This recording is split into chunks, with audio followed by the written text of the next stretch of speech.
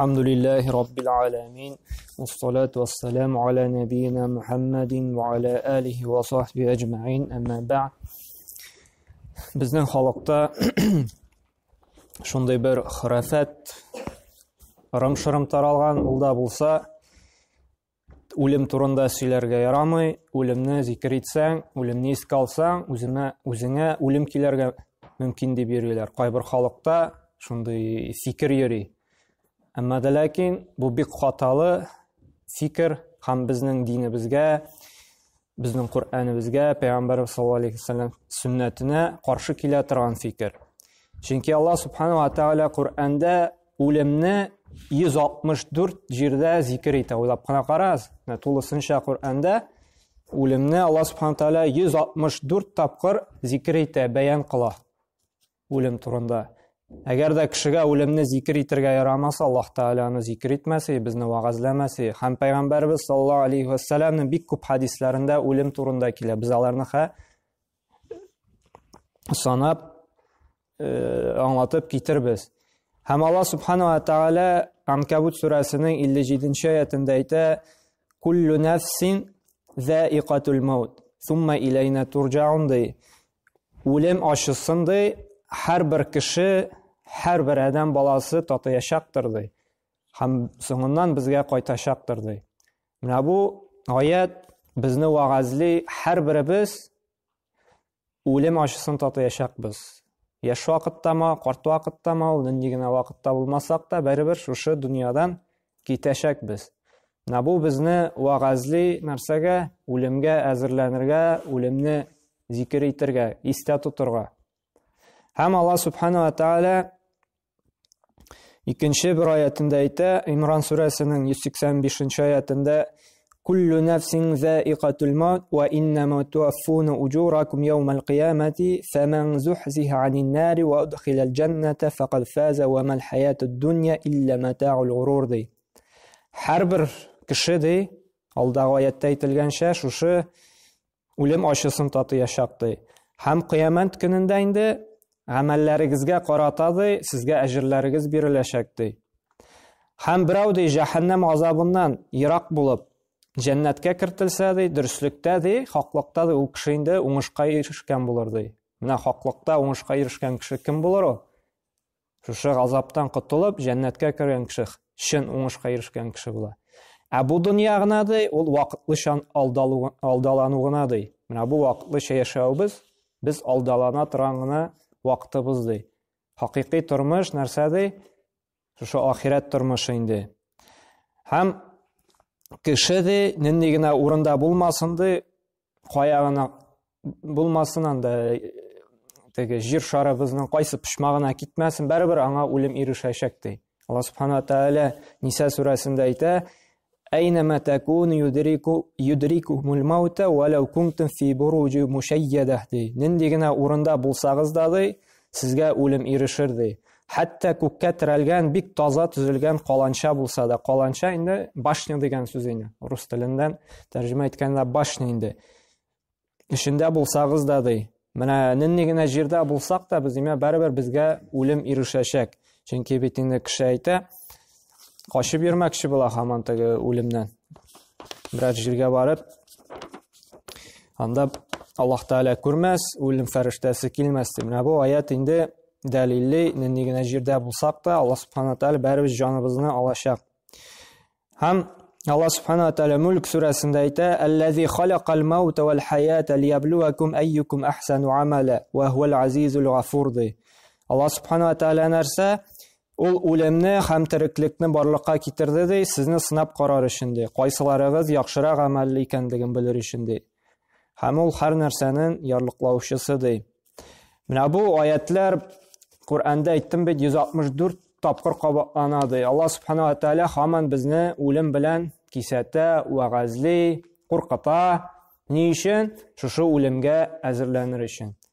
Хәзер көндә карасак, кеше 5 яшында да үлә, 15 яшында да үлә, 20 яшында да үлә, 60 яшында да үлә.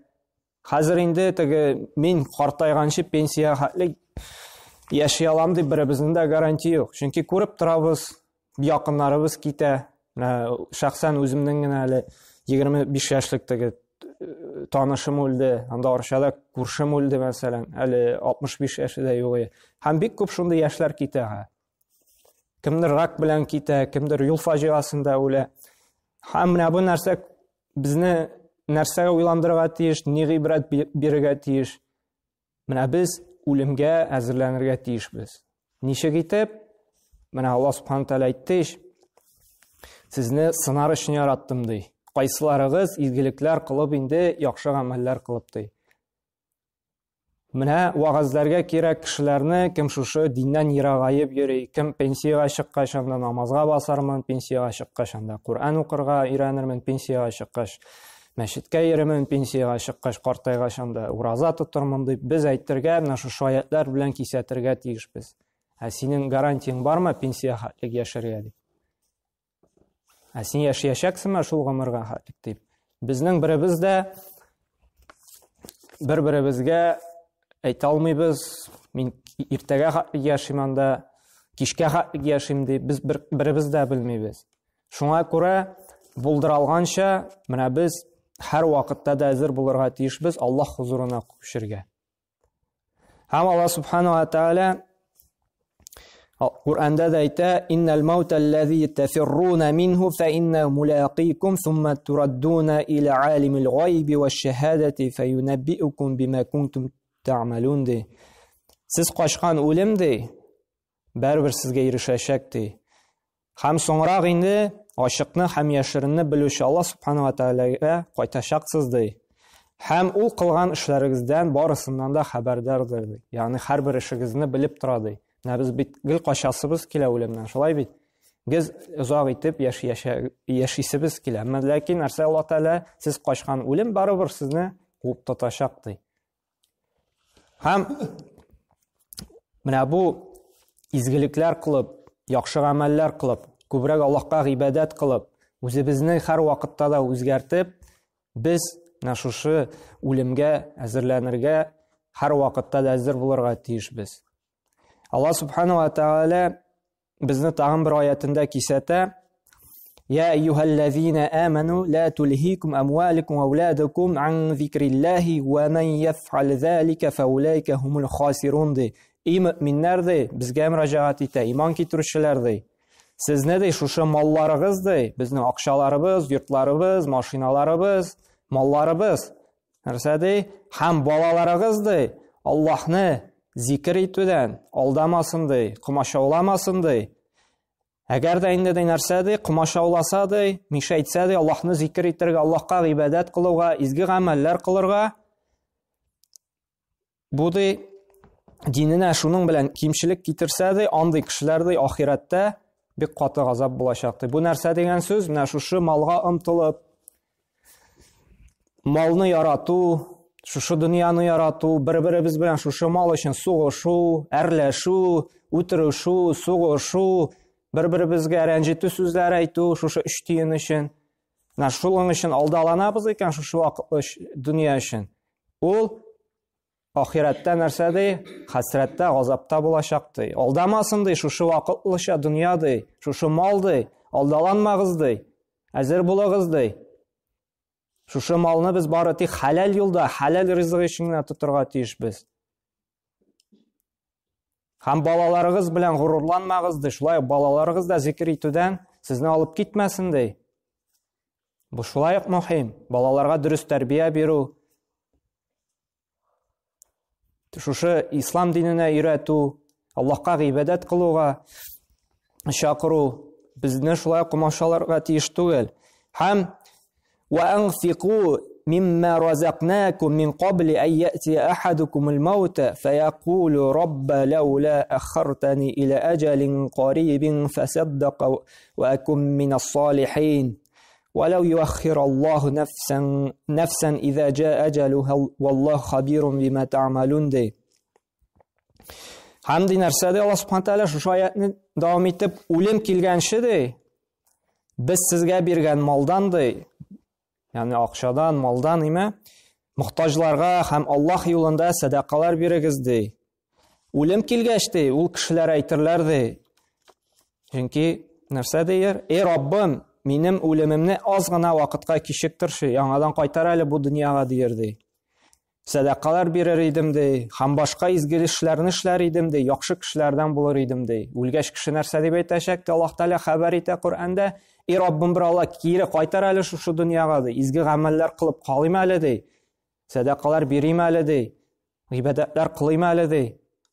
Бу дөньяда нәрсә? Шушы дөньяга алдаланып, саранланып, мохтаҗларга ярдәм итми, изгелекләр кылмый, гыйбадәт кылмый, әмма ләкин үлгәч бик каты үкенүдә булыр, чөнки ул беләчәк күпме гынах кылган, һәм күпме генә әз генә изгелек кылган, һәм ул аны күрәчәк тә үкенер. Раббым, кире кайтар әле мине дир. Кире кайтар әле мине дир. Изгелекләр кылыйм, садақалар бирим, ярдәм итим. Әмма ләкин нәрсә ди Аллаһ Субханаһу Тәала аятны дәвам итеп: Аллаһ ди, сезне һичберегезнең дә әҗәлен кичектермәс ди, ягъни беребезне дә кире кайтармас ди.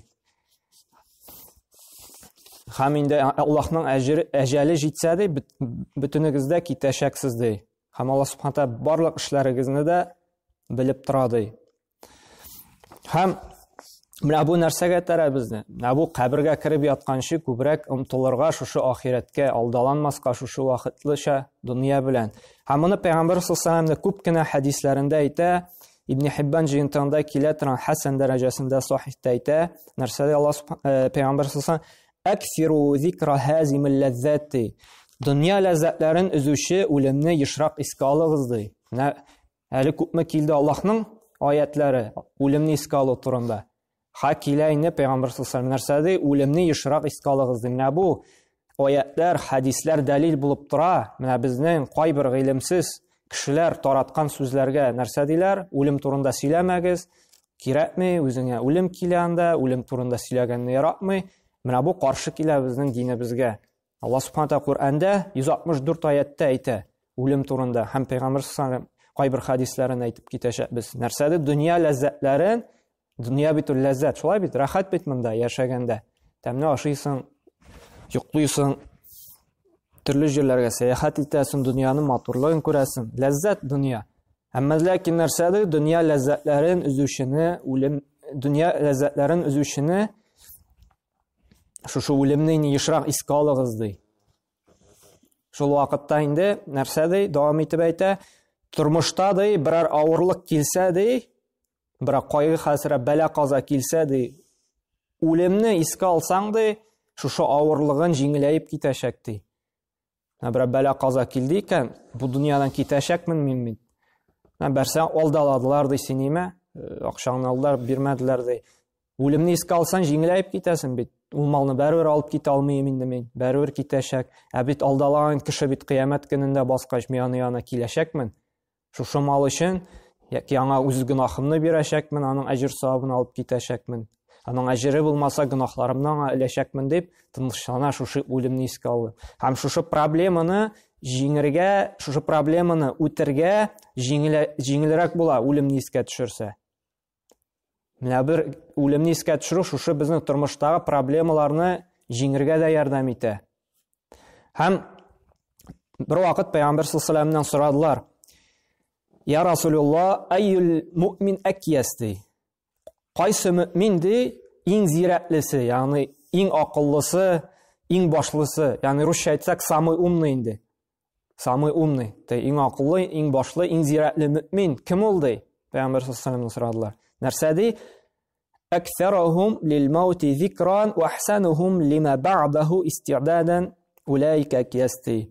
Күбрәк үлемне искә алучы ди. Һәм искә алгач ди шушы үлемне, шуңа әзерләнүче ди, ул иң зирәкле ди, иң акыллы мөмин булып тора ди.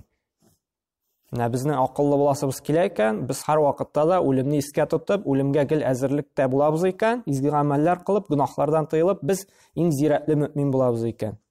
Һәм Аллаһ Субханаһу ва Тәала Муслим җыентыгында килә торган хәдисендә әйтте: "Фазурул кубура фа иннаха тузаккирул маута." Каберләрне зиярат кылыгыз ди, чөнки ул үлемне искә төшерәчәк ди. Менә бу зиратка барып, үзебезнең якыннарыбызны, дусларыбызны ешрак зиратка йөреп йөрсәк, ул безгә нәрсә вагазли, гыйбрәт була.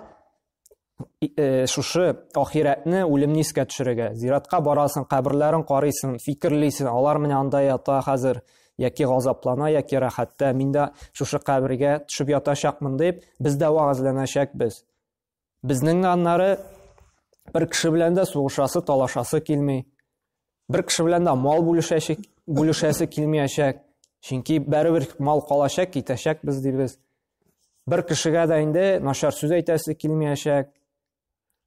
Бер кешене рәнҗетәсе килми, бер кешендә гайбәтен сөйлисе килми, чөнки беләбез, монда киреп ятсак, монда кешегә исең китми, үзеңнең гөнаһлары өчен хисап тотасың була икән. Каян да кешене тикшерү.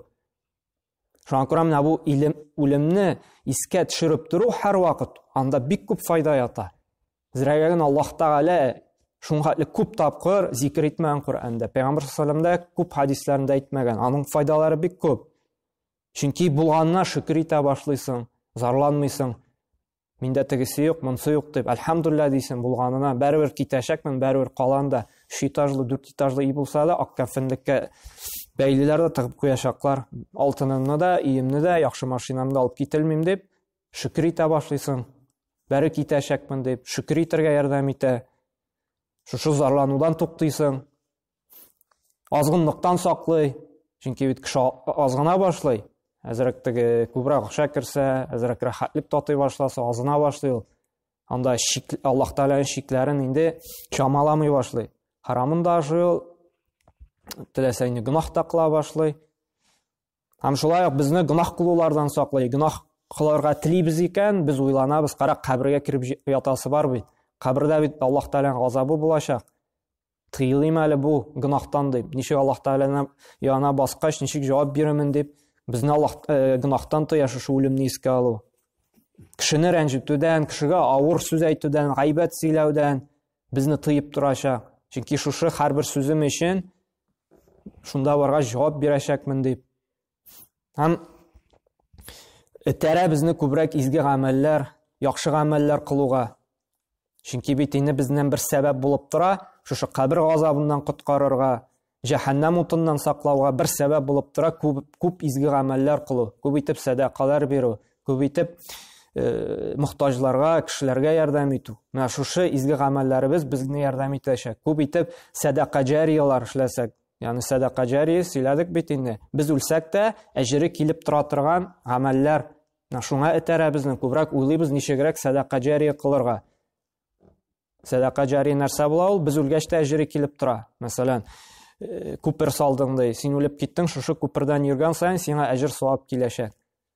Куе казыттың ди, шишмә ясаттың ди, үлдең, шушы куедан эчкән суы өчен сиңа әҗер савап бирәчәк. Берәр кешене Коръән укырга өйрәттең, сиңа үлгәч тә кеше шушы Коръән укыган саен сиңа әҗер савап барачак. Син китап яздың ди, кеше шушы синең китабыңны укыган саен сиңа әҗер савап барачак. Мәчет салдырдың ди, кешеләр шушы мәчеткә килеп намаз укыган саен сиңа әҗер савап барачак.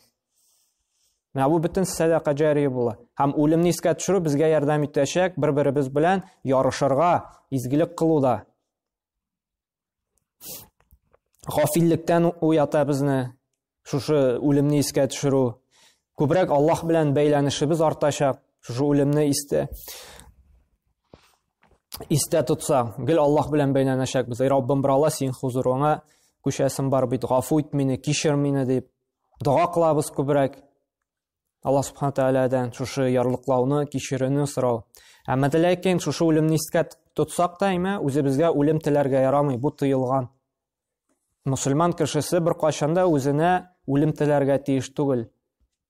Раббым, бер Алла, мине үтер, туйдым бу тормыштан дип, алай әйтү харам, ярамый. Чөнки мусульман кешесе бу дөньяда яши икән, ул күбрәк файда китерә ала җәмгыятькә. Күбрәк изге гамәлләр эшләп кала ала. Шушы бәлки күбрәк эшләгән изге гамәлләре бәлки сәбәп булыр аңа җәннәткә керергә. Шуңа күрә Пәйгамбәр саллаллаһу алейһи ва саллям әйтте, Бухари һәм Муслим җыентыгында килә торган сахих хәдисендә: لا يتمنين أحدكم الموت لضر نزل به فإن كان لابد متمنيا فليقول اللهم أحيني ما كانت حياة خيرا لي وتوفني إذا كانت وفاة خيرا لي. Peygamberimiz aytdi sallallahu alayhi vasallam, birər bəla qaza kilsə şuşu dünyada indi Үзегезгә ди үлем теләмәгез ди шушы бәла казадан котылу өчен.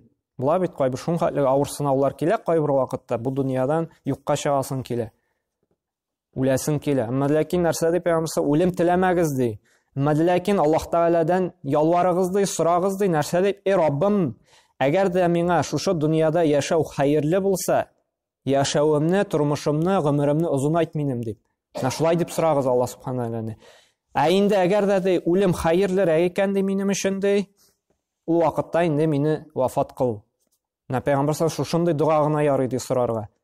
Әгәр дә тормыш шушы дөнья миңа хәерле икән, миңа озын гомер бир, яшәт мине, әгәр дә инде хәерлерәк икән үлем, берәр фитнәләрдән сакланып калыр өчен инде миңа хәерле икән, миңа вафат кыл ди. Әгәр дә авырлык килсә, шушындай дуга гына кылырга ярый. Әмма ләкин бер кайчан да үзеңә үлем теләргә ярамый. Ничек әйттем алдагыча инде? Чөнки мөмин, мусульман күбрәк яшәгән саен, күбрәк кешеләргә, җәмгыятькә файда китерәләр, күбрәк изге гамәлләр кылалар.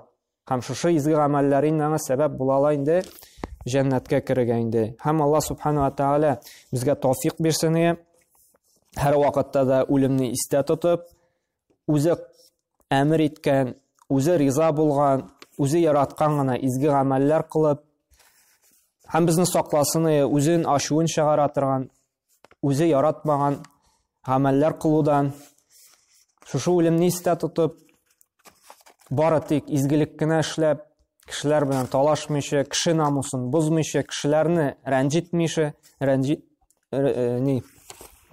рәнҗетмичә яшәргә насыйп әйләсен. Һәм инде җәмгыять тә үзгәрер, әгәр дә һәр вакытта да шушы үлемне искә тотса, шушы күп кенә фитнәләр, күп кенә бузыклыклар юкка чыгыр. Һәм Аллаһ Субханаһу Тәгалә безнең җәмгыятебезне, безнең милләтебезне сакласын, шушы бузыклыктан инде һәрберебезгә дә фирдәүс җәннәтләренә кереп, аның ризалыгына ирешеп, җәннәт әһелләреннән булырга насыйп әйләсен. Субханака ва бихамдика ва ашһаду ан ла илаха илля анта астагфирука ва атубу